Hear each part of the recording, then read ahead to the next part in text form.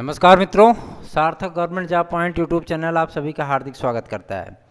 आज दो मुख्य अपडेट मिली है आपके एडेड जूनियर हाई स्कूल की भर्ती परीक्षा से रिलेटेड और आपके टीजीटी के रिजल्ट से रिलेटेड। बहुत सारे विद्यार्थी इस बात को लेकर के परेशान हो गए हैं कि sir aided junior high school की परीक्षा 17 अक्टूबर को होगी कि नहीं होगी। मैं आपको बता देना चाहता हूँ, एडेड जूनियर हाई स्कूल की जो भर्ती परीक्षा होने जा रही है वो 17 अक्टूबर को ही होगी, 100% होगी, वो टलने वाली नहीं है। बात समझ में आ रही ना। जो विद्यार्थी नए फॉर्म डाले हैं उनके जो है एडमिट कार्ड को जारी कर दिया गया है और जो है कुछ विद्यार्थियों के प्रवेश फार्म को जो है वो रिजेक्ट भी किया गया है पीएनपी के द्वारा।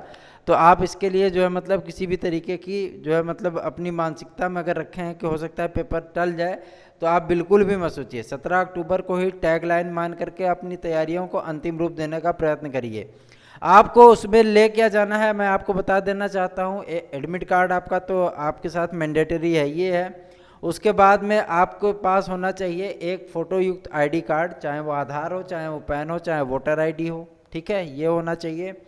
उसके बाद आपके पास होना चाहिए जो आपने प्रशिक्षण लिया है उसका मूल अंक पत्र, ठीक है ना। फाइनल सेमेस्टर का मूल अंक पत्र आपके पास होना चाहिए और कक्षा 6 से 8 तक वाली टीईटी का अंक पत्र आपके पास होना चाहिए।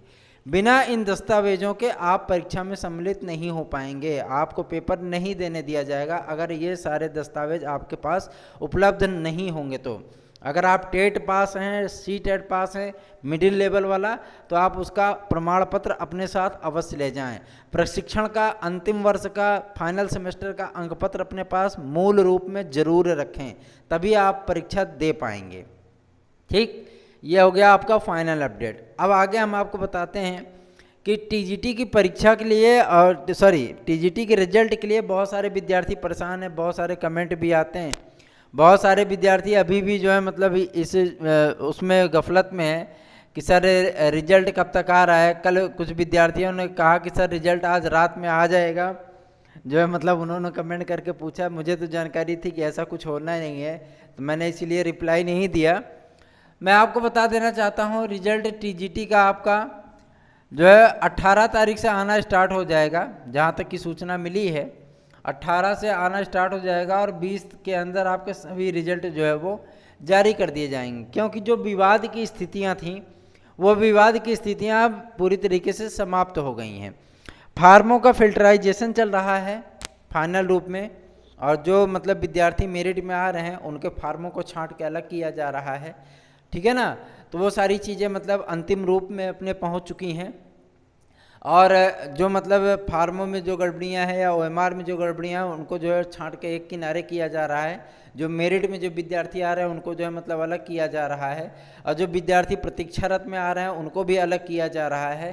क्योंकि आपके रिजल्ट के साथ ही आपका प्रतीक्षा सूची आना है।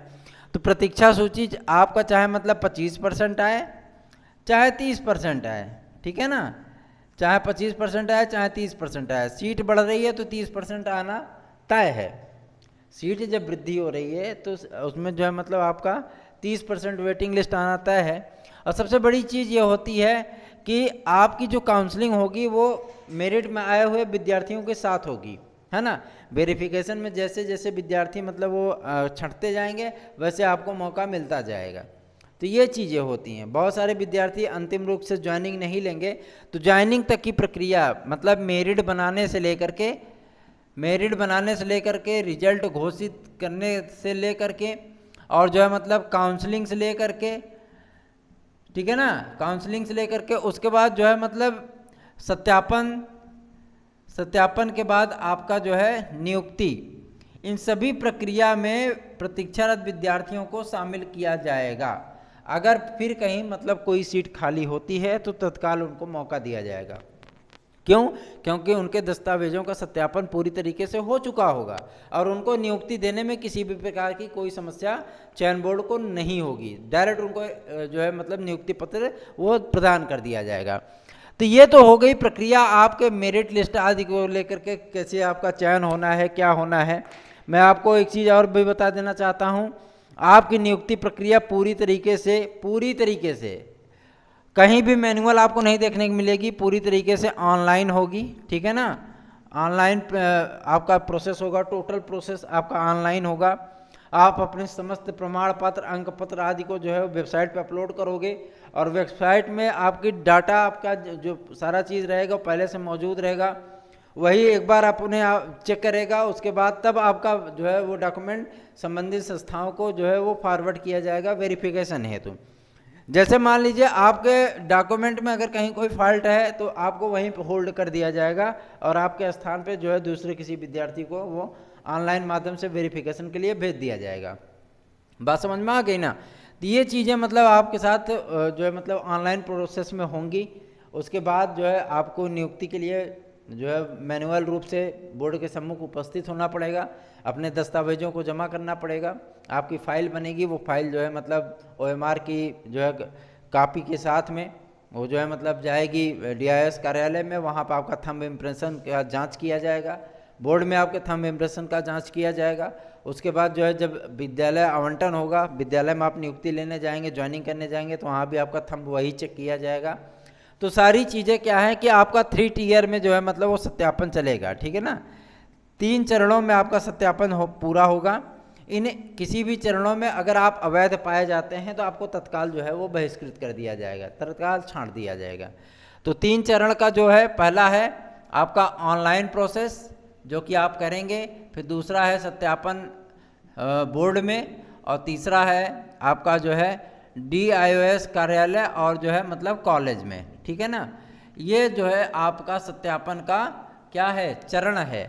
इन किसी भी चरणों में आप अयोग्य पाए गए तो आपका तत्काल अभ्यर्थन निरस्त कर दिया जाएगा और आपको जो है मौका नहीं दिया जाएगा, ठीक है ना।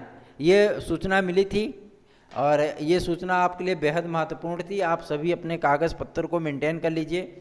और एक चीज़ मैं आपको बता देना चाहता हूँ, फार्म में अगर आपने अहर्ता संबंधी कोई जो है मतलब गलतियाँ की हैं, वो गलतियाँ अक्षम्य हैं, चाहे वो हाई स्कूल इंटर की हों, चाहे वो मतलब BEd की हों, चाहे ग्रेजुएशन की हों। अगर उसमें रोल नंबर आदि में या नाम जो है मतलब नंबर वगैरह प्राप्त करने में या प्रमाण पत्र क्रमांक वगैरह में अगर आपने गलतियाँ की हैं तो ये गलतियाँ अक्षम्य हैं, है ना।